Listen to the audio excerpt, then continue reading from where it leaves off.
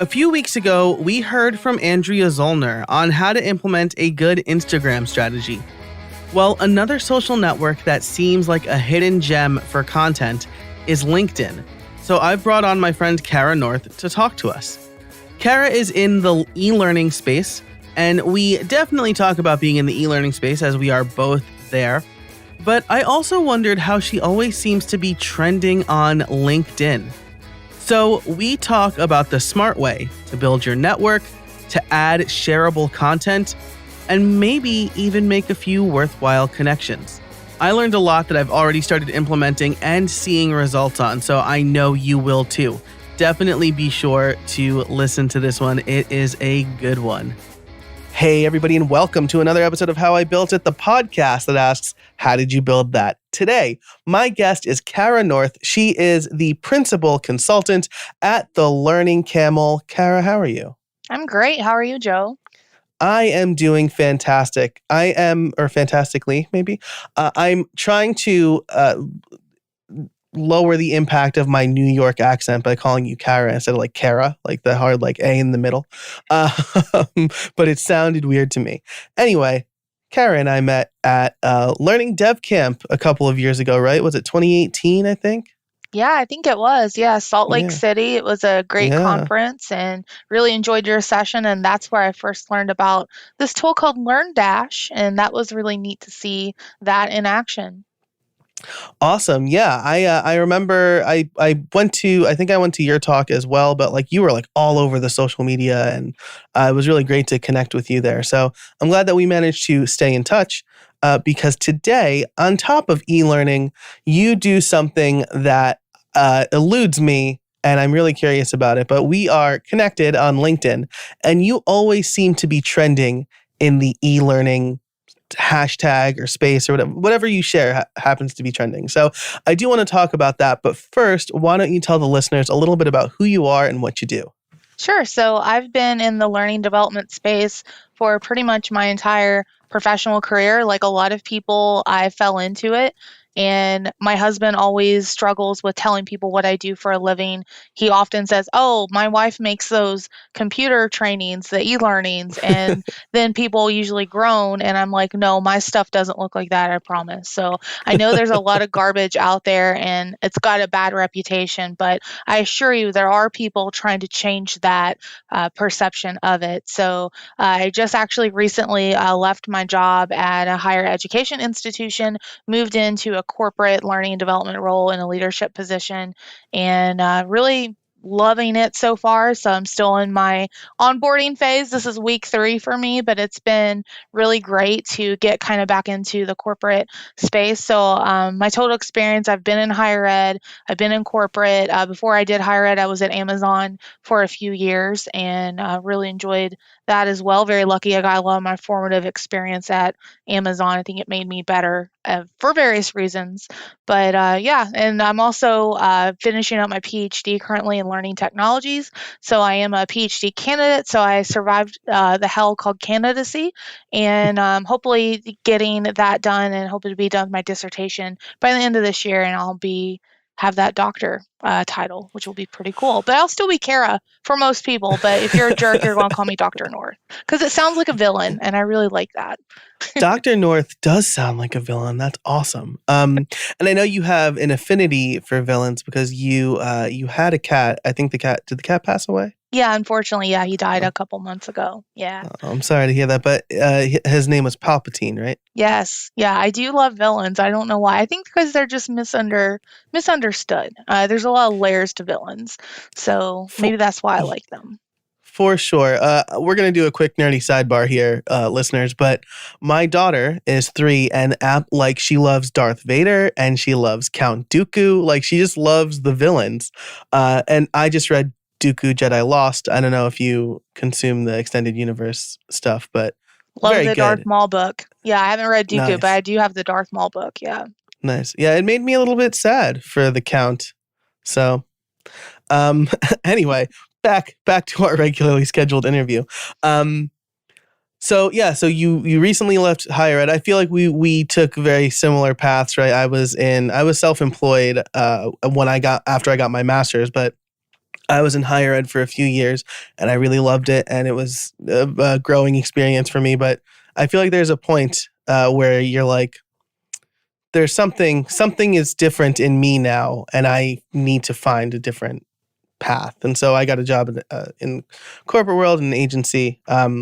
So anyway, I feel like we have a very similar path there, and that's pretty nifty. But you are in the learning development space. And so I want to maybe clarify exactly what you do there, right? Because when I say I'm in e-learning or online courses, I think that's a little bit different maybe from what you do. I create my own courses and I sell them, or I create courses for LinkedIn Learning and they're part of the membership there. But what you do is a little bit different from that, right? Yeah, so mine is primarily focused on, well, previously in higher ed, it was on the education aspect of the academic facing part of the organization. But now that I'm back in a corporate role, it is for multiple reasons. One, and the one that I love the most, and this is what gets me really excited, is I build out skill matrices and career development journeys for people. So, for example, you started a company, you're brand new, and you're like, I really like it here and I'd love to stay, but gosh darn it, I don't know how I'm going to grow. Then you could have this plan in front of you to tell you exactly what it takes to get to the next level of your job, how to move up into management, and how to continue to grow. And then, you look back and you've been at the company 10 or 15 years and you've really enjoyed your own personal journey growing. So that's one thing that I hope to do in my new role. And then other things that I do is I really look to kind of solve the performance needs of the organization. So, for example, how does somebody learn how to do something the quote unquote right way at that organization? How is somebody continuing to be safe at that organization where there's no bodily harm to themselves or someone else?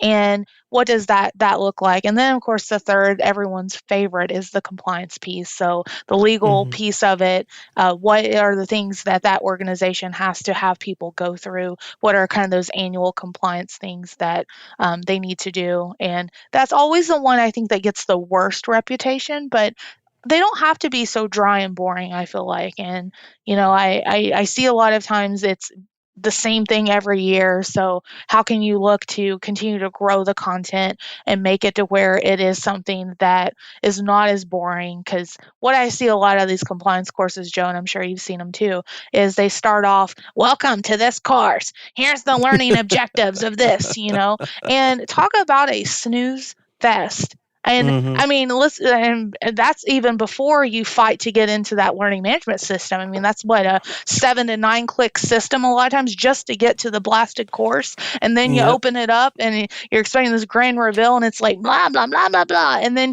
of course, you can't move forward. You have to wait. It is a pain. It's no wonder people don't like learning and development for the most part, right?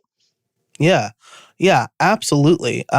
I agree wholeheartedly. And again, being in higher ed, I had to do some of that compliance training, like keeping data secure and things like that. And there were just the things like, I know this, but I can't fast forward. I can't just do the assessment. And it's so dry. This episode is brought to you by Boosted. Creating well-designed marketing videos for social media can be hard. I know because I've tried. With Boosted, you can easily create beautiful-looking marketing videos that are optimized to get business results.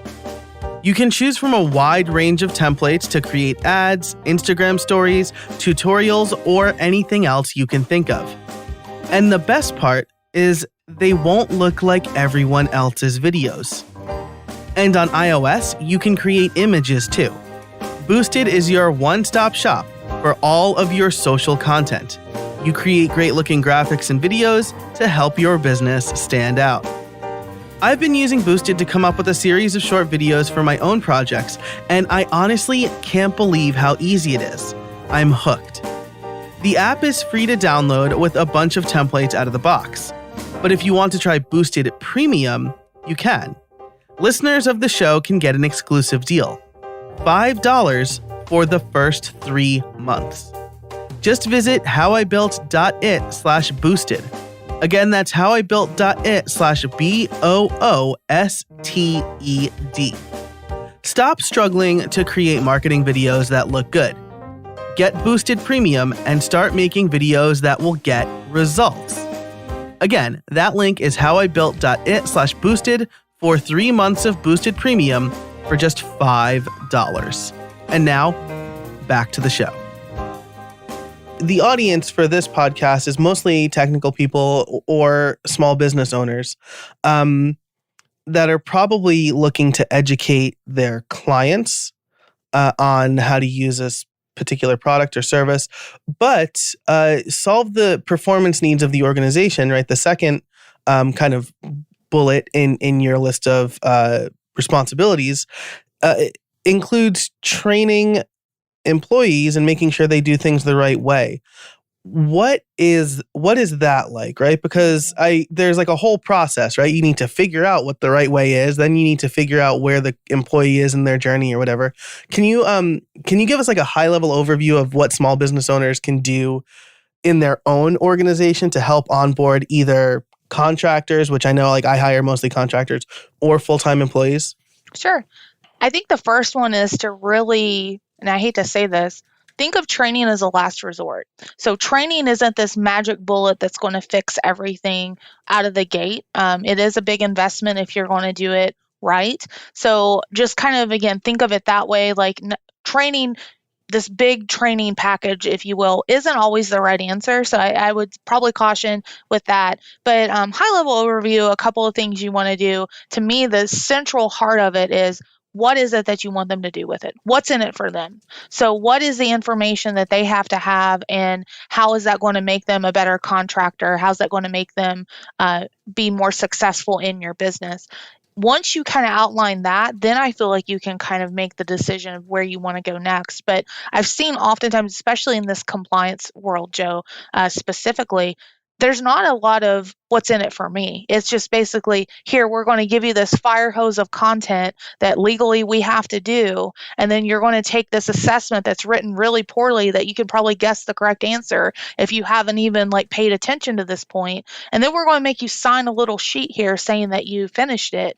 But once you finish it, then that's it. So there's many ways to think about this. So for me, I really advocate, I think, for the human on the other side of it. I think a lot of times learning and development professionals specifically forget there's a human being on the other side of whatever it is that we're building. So really think about, how do you make it simple, concise, and as close as you can get to giving them that information in their moment or flow of work is critical. So you don't have to make it all verbose. You don't have to make it this big, complicated thing. That simple, concise training is some of the hardest stuff you'll ever do, because there's a refinement there, and you have to really determine what is it they absolutely need, mapping it back to those objectives as performance objectives of what it is in it for them. If you can do that, that's great. But here's another sidebar. If you have all this and you're like, well, I did all this work and look at all this great stuff I have,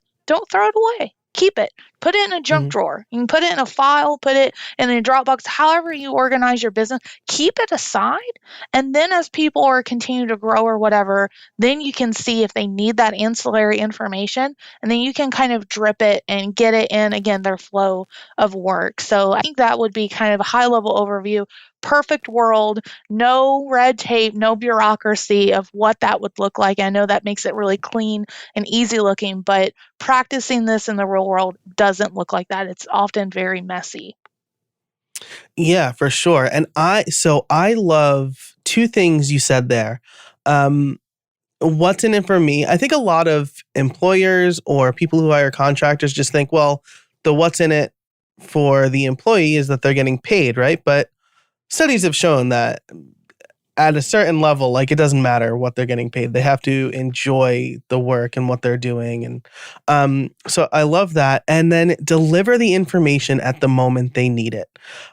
When I was onboarding at my job in higher ed, I had like 2 weeks of training or onboarding where I would just sit with a different employee every day and they would show me something in their process. And I didn't know Well, like when it came time for me to actually do it, I had to ask whoever it was again. I basically just knew who to ask. Um, so, and on the other side, when I worked at my agency, like they trusted me enough to throw me into the deep end on day one. Where I was like doing a project for Disney on day one, which is crazy. And they were just like, here's our process. Here's some documentation. If you have any questions, let us know. But I was trained a lot better, right? Because I was like, oh, all right, well, I'm now trying to do this. How do I do this? They didn't just like walk me through a screen share of setting up the environment. They had me do it. So I think that that's really important, delivering the information at the moment they need it, because that's when they'll remember it, right? Learn by doing is something I say all the time. Yep. So awesome. So that's great. Training employees. The the compliance piece. Before we get into my big LinkedIn question, because I do want to set the stage a little bit here. You are a wealth of knowledge. You're going for your PhD, something I thought about doing, but then I decided, like, as a self-employed person, I don't need a PhD right now. The master's was enough for me. But I think that making learning material interesting is such a big challenge. When I taught at the University of Scranton, like I taught as well as being in the IT department, we had a class called computer literacy that every freshman had to take. And it was like from a textbook that one of like the staff wrote that was written in like 1994. And I was teaching it in 2014. And one of the other teachers said to me, like a couple years in to me doing this, like, oh, well, Comp Lit is pretty much on autopilot now. And I'm like, Comp Lit is the most work I do because I'm trying to give them interesting, relevant current events and not like, here's how you convert from decimal to binary. So all of that preamble to say, what are some things that you can do to make some of this compliance stuff and the information that they really need to know, like, interesting to consume?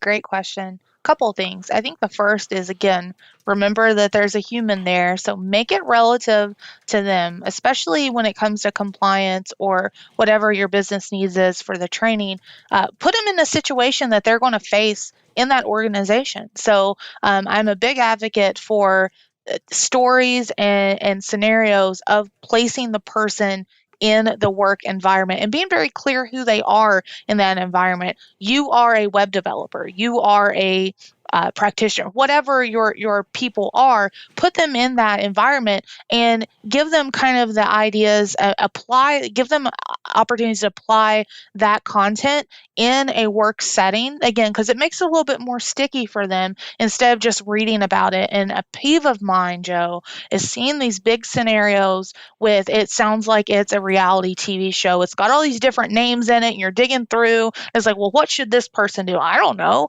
Like, are they feeling salty today? Are they going to have a little meltdown, or are they actually going to do the right thing? It doesn't matter. So putting them in it, I think, really anchors it. Another thing too is surprise people. I think that especially learning and development content a lot of times does get a bad reputation. There's kind of this preamble of there has to be a next button in it and all of this stuff. Surprise them. So one of my favorite examples, and I love it so much, one of my mentors, his name is Mike Taylor, and he used to work for a utility company and had to do a compliance course on phishing. And so he inherited this big PowerPoint of all these things about what to talk about, to stop people from, clicking links in the emails they shouldn't be clicking, whatever. So he took this information. Real quick, to be clear, you mean like email phishing, right? Yes, Not of like course. rod and reel phishing. Yeah. Okay, cool. I mean, I would like to make a course on real phishing. Yeah, that'd be cool. Yeah, right. But yeah, so case in point. But so he inherited all this stuff, good information, not throwing kind of the baby out with the bathwater. But he started the course off, instead of welcome to the course on phishing, he started off with a question. Hey, you want to spend someone else's money today? And then it's like, and then you click yes or no. And then if you hit no, it's like, well, for this purpose, just say yeah. It's like, have you ever dreamed on, have you ever wanted to go on this big dream vacation? So he sets a scene and he's like, then he introduces this character named Shady Grady. And so then it's the same information, but it's flipped and you're seeing the information from the perspective of, you know, why does this happen? Well, it happens because it's easy to get your information. People throw things away. People are careless with various things. People don't read things carefully. So it's easy for people to get away with it, but you're still getting a lot of those kind of safeguards in there, but it's just from a different perspective. And it makes it a little bit more memorable and engaging than, oh, you need to do this, you need to do this. When you have kind of this like fluid story in it, I think that makes it really powerful. So don't be afraid to shake it up a little bit, do something a little bit different, because those are some of the most memorable experiences. Like I saw that that he showed me, gosh, I want to say 4 or 5 years ago, and I still remember it. I still remember like the shirt the guy had on, because I mean it was a perfect character that he picked to personify this Shady Grady, and he had these big rings on and everything. So how about, there's something to be said about having kind of this sense of humor with it, that you can kind of ground it in something that makes it a little bit more exciting. Yeah, absolutely. And I mean, that's like, a lot of people will tell public speakers, right? Like, start with a story, bring the watcher, the listener in to your world. Don't just start off with a definition of fishing, because it's super boring. So I think that's really great. In again, just to bring it back to some of my classroom experience, right? Like we would have class discussions all the time. There were times where like students who asked me to follow them on Twitter, I would point out why they shouldn't ask me to follow them on Twitter. Like one of my students tweeted like, oh, missing comp lit class today because the Starbucks line is long. # sorry, not sorry. So the next time she was in class, I brought this up and I was like, let's talk about social media today. And that was engaging content. So I think that's a really great piece of advice, whether you're creating training documentation for your product, whether you're training employees or doing some sort of compliance stuff that you have to do. So I think that's really great. So you also are, a focus of season 9 of the podcast is creating good content to help small business owners develop their business and generate more leads. And social media can be a grab bag for that. But on top of creating content for learning material, you're also very good at sharing content. And this was kind of the reason I reached out, is because you always seem to be trending on LinkedIn. So this is so weird. When I said this to you and the listeners, when I said this to Cara in the pre-show, she was like very shocked and thought it was funny that I want to ask her about this. I'm still laughing.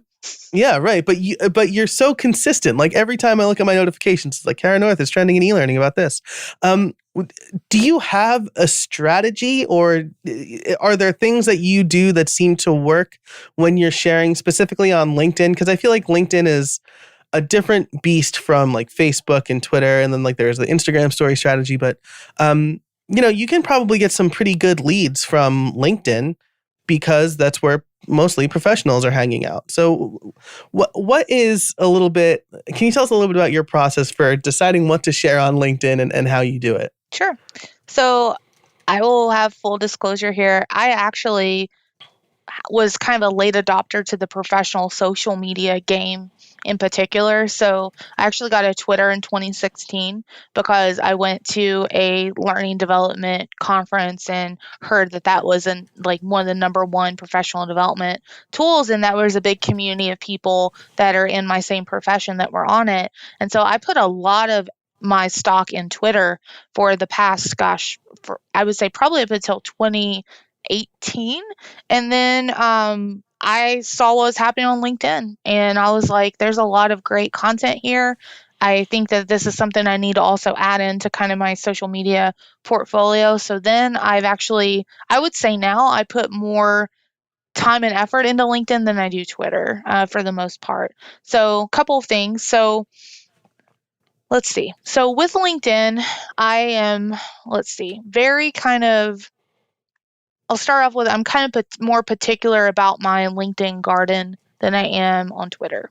So when I say that, I mean if someone's connecting with me, I want them to kind of be in the same profession as me or something a little bit, kind of at the peripherals. So I love connecting with students that are getting ready to start this as a career. I love connecting with teachers who are looking to, again, maybe transition into this as a career. I actually love connecting with other creative professionals just on the fringes. So folks that are really creative with like building graphics, content, marketing, etc. Because again, I kind of feel like that's on the peripheral of what I do. But, easy way for me not to connect with you is to say, hey, I saw your profile. Let's hop on a 15-minute call. No, like my time's valuable and I don't want to just call anybody. I'm really particular on who I talk to on the phone personally. But anyway, I digress. So that's kind of, I think, the first step, Joe, is you have to kind of know who you're building, who are your connections, kind of who's your core audience. So on my Twitter, it's more of it started off like that, but I ended up, I'm a huge Animal Crossing player, so I have Animal Crossing people. Nice. I'm a Carolina Panthers fan. I have Carolina Panther fans on my, so it's more about me as a person, even though my profession is a sliver of who I am as a person. I feel like my Twitter is more kind of a hodgepodge, whereas LinkedIn, I've been very intentional of I want it to be very kind of profession focused. So that's kind of my first step. Second step, go ahead. I have a quick follow-up there because I've been trying to, tend to my LinkedIn garden similarly, but I have two questions about connecting with people. Do you need to know the person personally, or like have you had to have met them or worked with them in order to connect with them? Ooh, me personally, I'm not a snob about that. I'm fine with if I don't have a personal connection with them because you just never know. That person might be able to help you or share a job or do something that helps you one day. So that does not bother me personally. I know other people may feel differently, but for me, if I don't personally know you, that's not a deal breaker. Gotcha. Okay, that's good to know because I mean I was getting so much spam for a while that I was like, that's it. Like LinkedIn is like Facebook, but I don't think I'm doing it right. So I'm definitely gonna take that advice to heart. This episode is brought to you by iThemes. Did you know that 60% of website breaches occur because a vulnerability could have been patched but wasn't? That means having software with known vulnerabilities installed on your site gives hackers the blueprint they need to take over your site. Every day, it gets harder and harder to keep track of every disclosed WordPress vulnerability. You have to compare that list to your plugins and themes by version and make sure you're constantly updating. To solve this problem, the iThemes Security Pro plugin created a better way to protect your sites against software vulnerabilities, the #1 culprit of WordPress sites. The new improved WordPress security site scan, powered by iThemes, performs automatic checks for known website vulnerabilities and automatically applies available fixes so you don't have to. Whew. That's some peace of mind. And I could speak personally to this because as somebody who has repaired hacked websites, I know that it could be costly and dangerous to lose information, especially when it's personally identifiable. So iThemes Security Pro also includes a ton of other features to help you keep the bad guys out. Brute force protection, two-factor authentication, passwordless logins, and compromised password protection. Plus a whole lot more to keep you safe. If you want to start securing your sites today, head over to howibuilt.it/ithemes to get the best WordPress security plugin to secure and protect WordPress. iThemes is giving How I Built It listeners a 20% discount by using the code HowIBuiltIt at checkout. Again, that's howibuilt.it/ithemes. That's howibuilt.it/ithemes. And use the code HowIBuiltIt at checkout for 20% off. And now, back to the show.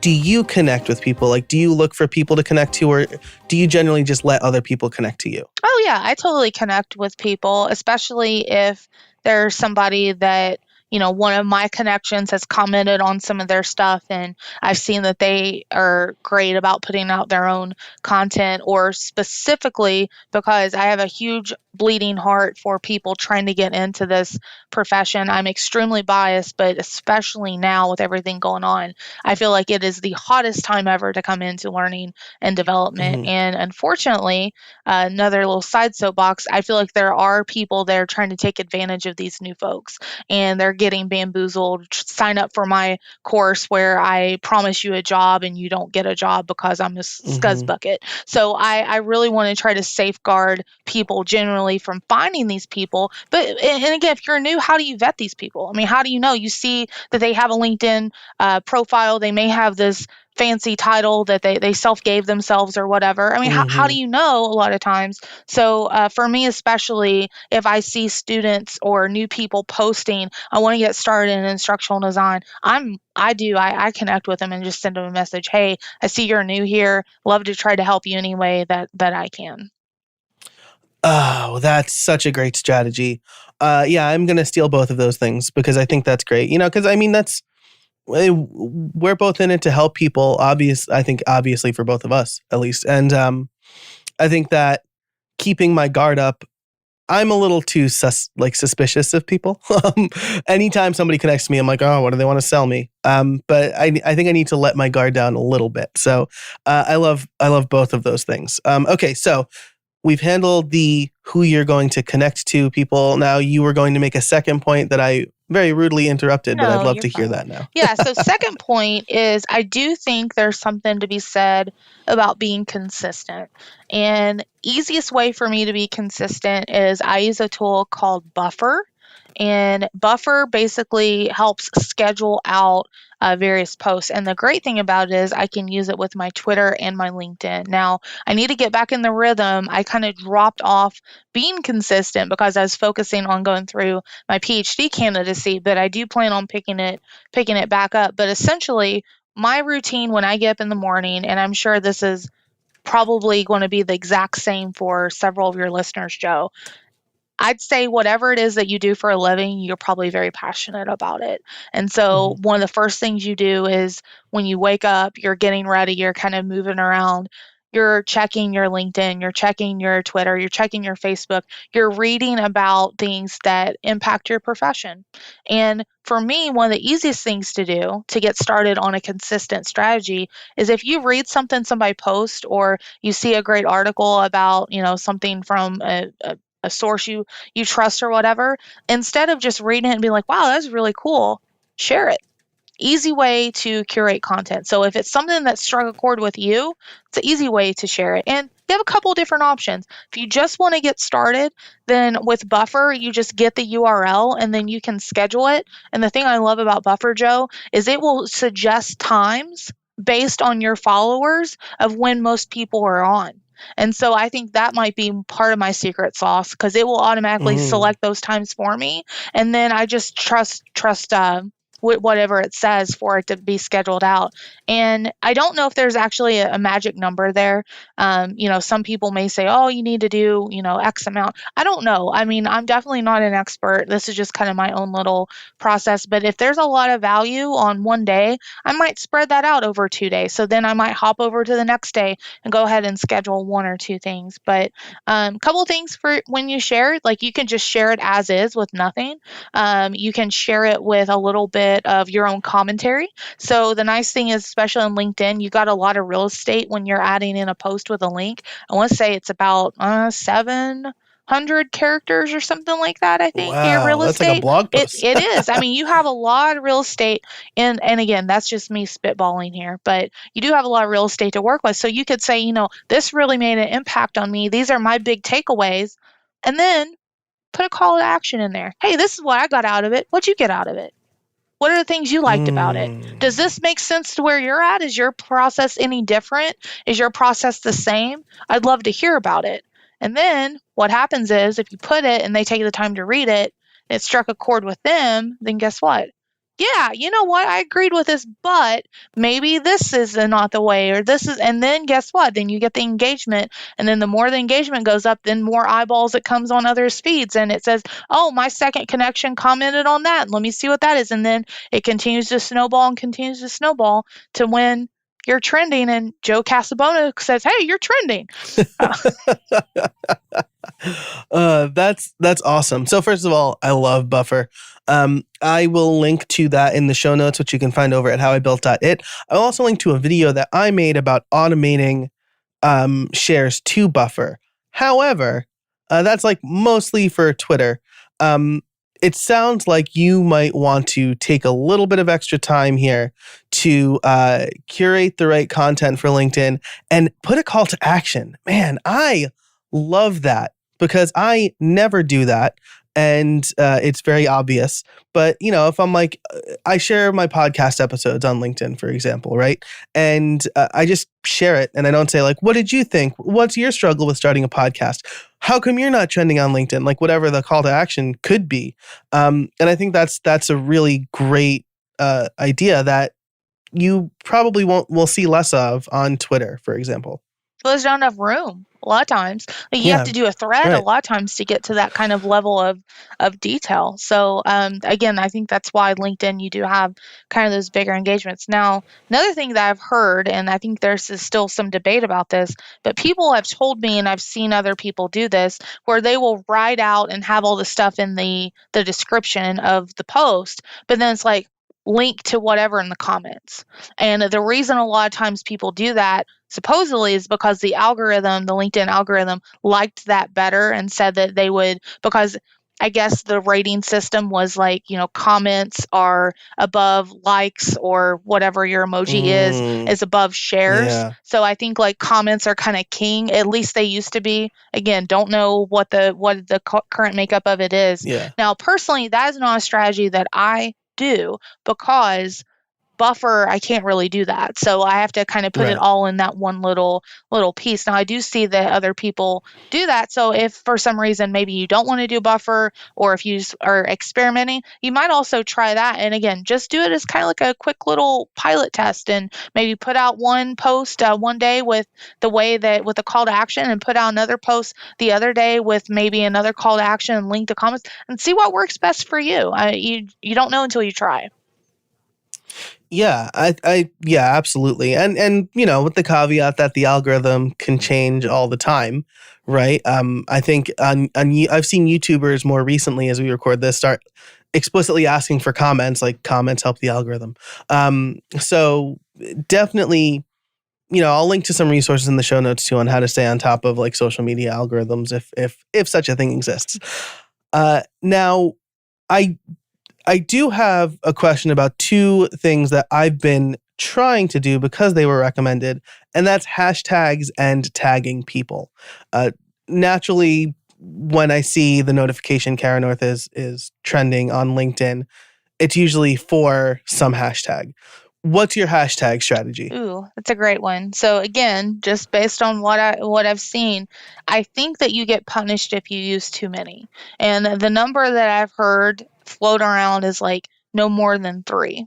And if you do more than 3, it kind of dilutes it, and it's like, what are you doing? You're spamming the crap out of people. So for me, again, because I know the people I'm connected with, I know e-learning is definitely one that is going to be my hash. So typically my two main ones are e-learning and instructional design.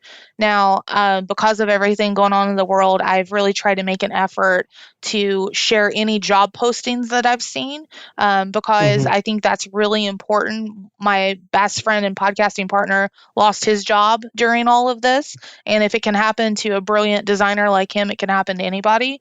So the other one I've been putting in is, hashtag jobs, or hashtag, career development, or hashtag whatever. So I kind of have that third one as a floater, Joe, as kind of a rule. So I'd say my two main ones I'm consistent with are instructional design and e-learning. But that third one, I usually float it to try to be a little bit more specific for whatever it is that I'm sharing. This episode is sponsored by CircleCI. Whether you're on a development team, manage a development team yourself, or you have a business that relies on working software, a good process is so important to making sure you're creating high-quality work. Continuous integration, or the ability to check and manage code automatically, can help you and your developers streamline the process in a big way, and CircleCI is here to help. Designed for modern software teams, CircleCI's continuous integration and delivery platform helps developers push code with confidence. Trusted by thousands of companies, from four-person startups to Fortune 500 businesses, CircleCI helps teams take their software from idea to delivery quickly, safely, and at scale. Visit howibuilt.it/CircleCI to learn why high-performing DevOps teams use CircleCI to automate and accelerate their continuous integration and delivery pipelines. As someone who's worked on big coding projects for big companies with distributed development teams, I can tell you that continuous integration tools have helped us make sure we deliver working code to our clients. It helps instill trust in our team, and it lets our team focus on solving new problems instead of dealing with the same ones over and over again. So once again, learn how CircleCI can help you and your business at howibuilt.it/CircleCI. As a special bonus for How I Built It listeners, CircleCI is having a virtual raffle where you can win a pair of the newest Sony noise-canceling headphones. Improve your team's processes and enter for a chance to win at howibuilt.it/CircleCI. That's CircleCI. And now, back to the show. Again, I think that's probably another thing that I do wrong. I'll do like 5 or 6, just whatever topics I think, or variations on topics too, right? That's the other thing. There's like podcast and podcasting and podcast host. And I'm like, well, I guess we'll get it trending for all of those. But, too many hashtags. On Instagram, if you see too many hashtags, it's like a turnoff for me. So I don't know why I thought LinkedIn would be any different. And then so I'm asking about tagging people specifically because LinkedIn is always like, hey, like 5 people have seen your post. Maybe try tagging somebody in it. Do you tag people a lot, or like are these previous tips the ones that seem to work best for you? Great question. So I just want to follow up and say one other thing about the hashtag, and then I'll answer the tagging question. Yeah. So if you're not sure about the hashtag, you should be able to search it before you post. And so that's another great tip. Don't waste your kind of hashtag real estate on a hashtag that doesn't really exist or have much traction. So I would recommend do your homework, see what hashtags maybe fit you and your business, and then go ahead and implement them, but don't just post one or just make one up. Just, fingers crossed it's going to trend, because you need to check to make sure that there is kind of a following of that hashtag before you do it. Right. Now, actually, follow up to that follow-up. You use Buffer, but the LinkedIn interface recommends hashtags. Have you seen that? Would you still say like search before you post, because who knows what the LinkedIn algorithm is recommending? Like maybe just the last person to share use that hashtag or whatever? Oh, great question. So typically before I put it in Buffer, I already know what those hashtags are. So I do look like for that third floaty one before I schedule it in Buffer. I would have already done my research on LinkedIn of what that third floaty one is going to be and where it can have the most impact. Nice. Awesome. Thank you. Cool. All right. So tagging people. All right. Tell me about it. This is another way I feel like you can definitely build your brand of expertise on LinkedIn. And one of my favorite things to do is I like to tag people with intentionality behind it, meaning that if it's something that features them, if it's something that they wrote, if it's something that what you're sharing has something to do with that particular person, then yes. Now, if it's something that I want to recommend for somebody, I might, after it posts, put a comment in and then tag that person in the comment.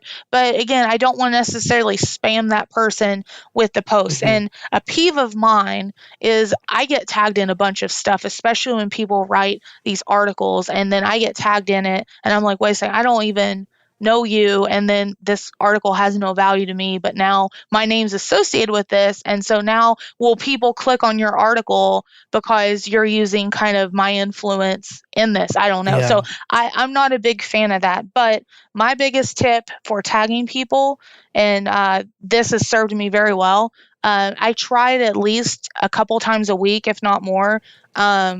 Just talk about somebody who's inspiring me and talk about somebody who's doing good work. And so, especially people that are new, people who are, maybe trying to figure out what they want to do, people that you admire in the business, say, hey, you know what? I really appreciate what this person does. And here's why I appreciate those people. You would not believe how much engagement you get on stuff like that, especially when you put a call to action out. This person has been really instrumental in my foundation. Who's that person for you? And boom, here it comes. Mm. And the great thing about those, Joe, is not only is it targeting that niche of the market that you have, but you're opening it up for engagement outside of that market because everybody has those people that's kind of cheered them on and helped them throughout their Yeah. career. So then here you get more engagement and maybe more connections you may not have had otherwise. Wow, that's great. And then, so do you attach that to a link that you're sharing, or is that like a standalone post? It depends. So, for Yeah. example, I have a friend who has done a lot of these Articulate eLearning Heroes challenges, and I really have enjoyed watching him grow as a designer. What I would do if I was putting a post about him, about how much he inspires me, is I'd mention him. I would link out to kind of maybe his design challenges, and just because he's been posting them, and then I would maybe put that call to action out there, like, who's your, e-learning hero? Like, who's that person that really Mm-hmm. gets your creative Nice. juices going? And again, it's a feel good, easy way to not only one, show yourself as a professional and appreciating other people just killing it in their craft, but we all need better news right now with everything going Mm-hmm. on. I'm so sick of all the Yeah. bickering and all like the trolling. And LinkedIn is Mm-hmm. not immune to it. I have gotten some of the most heinous direct messages from people calling me every name in the book for not opening up Jeez. stuff of my streams and things that I've done because I hit registration caps and all of this stuff. And, it's like, come on, like, let's be a little bit nicer and stuff. So, Yeah. I just think that anything you can do to encourage people, it really goes a long way because you just don't know what that person's currently going through. And just a nice reminder again, it situates you as a professional and somebody who cares beyond yourself. And who doesn't want to do business with someone like that? Yeah, absolutely. Care about people. It's a message that's been repeated by many guests, especially recently on this show. So, add Cara to the list of people who are telling you make it about the people. Wow, we've been talking for a while now, and this was great. This was so great and concise that I can just lift my notes that I took and put them into the post that I'll eventually create for this, which is super rare. So thank you for that. I want to end today's show with my favorite question, which is, do you have any trade secrets for us? What's a solid piece of advice, either in e-learning or just managing relationships on LinkedIn or whatever, that you like to impart on people? Oh, okay. I'll put it in the phrase of kind of what we've talked about, and this is a peeve of mine. Please, for everything holy, know that you can update the URL of your LinkedIn. I judge you when it's your name with all these numbers and symbols and everything after it. So be very, very clear with your branding. So across all social media platforms, I'm Cara North 11. And so that way, when people Mm, search Cara North 11, that's me. There's another Cara North that writes trashy romance novels. That is not me. Um, pretty cool, but not me. All right. But because of that, I wanted to make sure that, people knew it was me. So, easy way to do that, you just go into your LinkedIn profile, hit edit, and then you can customize your URL. And that can also be fluid too. You can change it multiple times, but I just encourage you, think about your own branding for you and your business. Change that blasted URL. I cannot stand it, and I judge you if your URL is this long convoluted thing. It's like, what are you doing? I'm going to go to LinkedIn right now and check. I'm pretty sure I changed it to Jay Casabona because I am the same way. Like, when YouTube wouldn't let me change my URL from like some crazy long like channel number to what it is now, which is like just creator courses, I was like dying. I was like, please get me to 100 subscribers like super fast. So update your LinkedIn URL. And more importantly, manage your brand online. I think that's the important part, right? I've got Jay Casabona on lock everywhere except for Skype. I'm like, I'm so upset. I don't know who has Jay Casabona. If you're listening, please. But I like grabbed that on Gmail in like 2004 or whatever, like right when they released it to the general public. And I've been using that ever since everywhere online. So awesome. Cara, thank you so much. Where can people find you? I think you just kind of told us, but where can people find you? So LinkedIn and Twitter, primarily Cara North 11. That's CARA, North like the direction, the number 11. You can find me there, and I'd love to connect and continue the conversation because I want to hear what you all do. There's your call to action. So I'd love to hear what are your tips? What have you taken away? What are some tips that other people can grow their kind of LinkedIn presence with? I mean, that's the best thing about social media. We can all use it for good and learn together and grow. Love that. I will, again, link to those and everything we talked about in the show notes over at howibuilt.it. When you connect with Cara on LinkedIn, do not ask for a 15-minute call. Just say, I heard about you on How I Built It. Well, Cara, thanks. It's always a pleasure to talk to you. Thank you so much for taking the time out of your day. Yeah, of course. A pleasure to be here. Thanks, Joe. Thanks so much to Cara for joining us this week.